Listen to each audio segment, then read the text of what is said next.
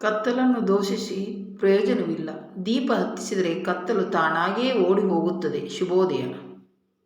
ಬದುಕು ನಾವೆಣಿಸಿದಂತೆ ಅತಿ ಸುಲಭವೂ ಅಲ್ಲ, ಕಷ್ಟವೂ ಅಲ್ಲ. ಬಂದಂತೆ ಸ್ವೀಕರಿಸಿದರೆ.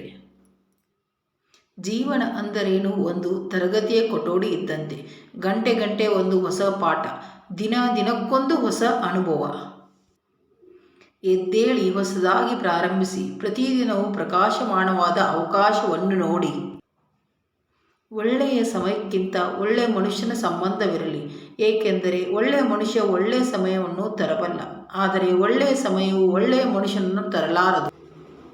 ಕಲ್ಲಿಗೆ ಸುಂದರ ಆಕಾರ ಬರಬೇಕಾದರೆ ಉಳಿಯ ಪೆಟ್ಟು ಬೀಳಲೇಬೇಕು. ಬದುಕು ಸುಂದರ ಆಗಲು ಕಷ್ಟ ಸುಖಗಳನ್ನು ಅನುಭವಿಸಲೇಬೇಕು. ಎಲ್ಲರೂ ತಮ್ಮನ್ನು ಬುದ್ಧಿವಂತರೆಂದುಕೊಂಡಿರುವರಿಂದಲೇ ಪ್ರಪಂಚದಲ್ಲಿ ಎಷ್ಟೋ ಮಂದಿ ಮೂರ್ಖರಾಗಿರುವುದು. ಸಣ್ಣ ವಿಷಯಗಳನ್ನು ಆನಂದಿಸಲು ಪ್ರಾರಂಭಿಸಿ. ನಿಮ್ಮ ದಿನವು ಪ್ರಕಾಶವಾಗಿರುತ್ತದೆ.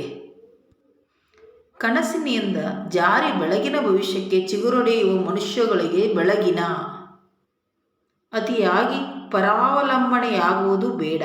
ಯಾಕಂದರೆ ಮುಂದೊಂದು ದಿನ ನಾವು ಏಕಾಂಗಿಯಾಗಿ ನಡೆಯಬೇಕು. ನನ್ನ ಮೇಲಿನ ನಿಮ್ಮ ಪ್ರೀತಿ ಇಡೀ ವಿಶ್ವದಲ್ಲಿ ಅತ್ಯಂತ ಸುಂದರವಾದ ವಿಷಯ.